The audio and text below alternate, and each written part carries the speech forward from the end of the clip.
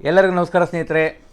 ಇಂದಿನ ವಿಶೇಷ ಶ್ರೀಯುತ ನರೇಂದ್ರ ಮೋದಿ ವೈಫಲ್ಯ ನಂಬರ್ 6.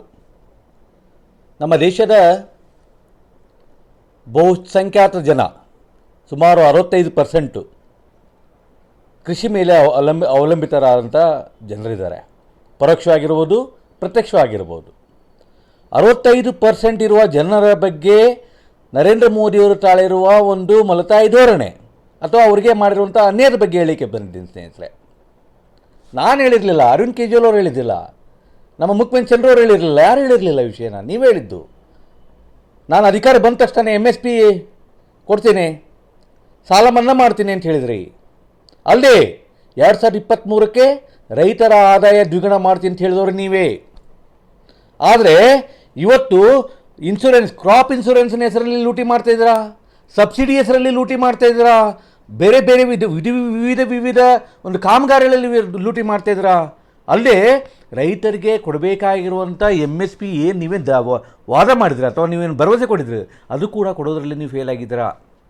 ಅಲ್ಲದೆ ಕೆಲವು 8 ಲಕ್ಷ ಕೋಟಿ, ಸುಮಾರು 25 ಲಕ್ಷ ಕೋಟಿವರೆಗೂ ಉದ್ಯಮಿದಾರರ ಸಾಲ ಮನ್ನಾ ಇರ್ಬೋದು, ಸಬ್ಸಿಡಿ ಕೊಡೋದಿರ್ಬೋದು, ಸುಮಾರು 24ರಿಂದ 25 ಲಕ್ಷ ಕೋಟಿ ಮಾಡಿದ್ದೀರಾ.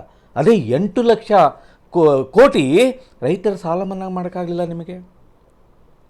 ಅಲ್ಲಿ ರೈತರು ಹೋರಾಟ ಮಾಡಿದರೆ ಆ ಹೋರಾಟನ ಅವರನ್ನು ಟೆರರಿಸ್ಟ್ ಥರ ಟ್ರೀಟ್ ಮಾಡ್ತೀರಾ, ಅವರನ್ನು ಡೈಲಿ ಬರಲಾದಂಗೆ ನೋಡ್ಕೊಳ್ತೀರಾ.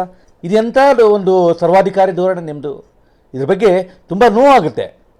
ನರೇಂದ್ರ ಮೋದಿಯವರೇ, ನೀವು ರೈತರನ್ನು ರಕ್ಷಣೆ ಮಾಡೋದರಲ್ಲಿ, ಅವರ ಒಂದು ಹಿತ ಕಾಪಾಡೋದ್ರಲ್ಲಿ ನೀವು ಸಂಪೂರ್ಣವಾಗಿ ವಿಫಲರಾಗಿದ್ದೀರ ಅಂತ ಹೇಳಿಕ್ಕೆ ಇಷ್ಟಪಡ್ತೇನೆ. ಅಲ್ಲದೆ ಅವ್ರು ಏನು ಕೇಳ್ತಾ ಇದ್ದಾರೆ, MSP ಕೇಳ್ತಾ ಇದ್ದಾರೆ, ಅವ್ರು ಪೆನ್ಷನ್ ಕೊಡೋಂತ ಕೇಳ್ತಾ ಇದ್ದಾರೆ. ಯಾಕೆ ಕೇಳಬಾರ್ದು? ಯಾಕೆ ಒಬ್ಬ MLA MP ಗಳು, ಮಾಜಿ ಮಂತ್ರಿಗಳು, ಮಾಜಿ ಪ್ರಧಾನಮಂತ್ರಿಗಳು ಎಲ್ಲರೂ ದುಡ್ಡು ತೊಳ್ತಾ ಇಲ್ವ ನೀವು? ಫೆಸಿಲಿಟಿ ತೊಳ್ತಾ ಇಲ್ವ ನೀವು? ಲಕ್ಷಾಂತರ ವರ್ಷಕ್ಕೆ ಕೋಟಿಗಟ್ಟಲೆ ಖರ್ಚು ಮಾಡ್ತಾ ಇದ್ದಾರೆ ನೀವು ಅದರಲ್ಲಿ. ಯಾಕೆ ನಮ್ಮ ದೇಶದ ಬೆನ್ನೆಲುಬಾದಂಥ ರೈತರಿಗೆ ಯಾಕೆ ನೀವು ಕೊಡಬಾರ್ದು? ಇದೇ ನಮ್ಮ ವಾದ ಆಗಿದೆ ಸ್ನೇಹಿತರೆ. ಇದು ಅರ್ಥ ಮಾಡ್ಕೋಬೇಕಾಗಿದೆ. ಇವರಿಗೆ ರೈತರ ರಕ್ಷಣೆ ಮುಖ್ಯ ಅಲ್ಲ. ರೈತರಿಂದ ಬರುವಂಥ ಕ್ರಾಪ್ ಇರ್ಬೋದು, ಬೆಳೆ ಇರ್ಬೋದು, ಅದನ್ನು ಉದ್ದಿಮೆದಾರರಿಗೆ ಅಂದರೆ ಕಾರ್ಪೊರೇಟ್ ವರ್ಡ್ನವರಿಗೆ ಕೊಟ್ಟು, ಅದಾನಿ ಅಂಬಾನಿ ಅಂತವರಿಗೆ ಕೊಟ್ಟು ಅವರನ್ನು ದೊಡ್ಡವರನ್ನು ಮಾಡಕ್ಕೆ ಹೊರಟಿದ್ದೀರಾ ನೀವುಗಳು. ನಿಮ್ಮ ಇವತ್ತು ವ್ಯವಸ್ಥೆ ಹೇಗಿದೆ ಅಂದರೆ, ಚಿಕ್ಕ ಅಂಗಡಿಗಳು, ಚಿಕ್ಕ ಉದ್ಯಮಿಗಳು, ರೈತರು ಇವತ್ತು ಬೀದಿ ಪಾಲಾಗಿದ್ದಾರೆ. ಇದು ಹೀಗೆ ಮುಂದುವರೆದ್ರೆ ನಿಮ್ಮ ಜನರು ತುಂಬ ದೊಡ್ಡ ಪಾಠ ಕಲಿಸ್ತಾರೆ ಅಂತ ಹೇಳ್ತಾ, ಅಲ್ಲದೆ ಇವತ್ತು ನಮ್ಮ ದೇಶದಲ್ಲಿ ರೈತರ ಆತ್ಮಹತ್ಯೆ ಸಂಖ್ಯೆ ಜಾಸ್ತಿ ಆಗ್ತಾ ಇದೆ. ಪ್ರತಿ ಗಂಟೆಗೆ ಒಬ್ಬ ರೈತನು ಇವತ್ತು ಆತ್ಮಹತ್ಯೆ ಮಾಡ್ತಾ ಇದ್ದಾನೆ. ಅರ್ಥ ಮಾಡ್ಕೋಬೇಕಾಗಿದೆ ತಾವುಗಳು. ಎಂಥ ದುರಾದೃಷ್ಟ ನಮ್ಮ ಪರಿಸ್ಥಿತಿ ಇವತ್ತು ನಮ್ಗೆ ಬಂದಿದೆ. ಇವತ್ತು ಇಂಥ ಪರಿಸ್ಥಿತಿಯಲ್ಲಿ ನೀವು ಸಂಪೂರ್ಣವಾಗಿ ಫೇಲ್ ಆಗಿದ್ದೀರ ಅಂತೇಳಿ ಹೇಳಿಕೆ ಇಷ್ಟಪಡ್ತೇನೆ.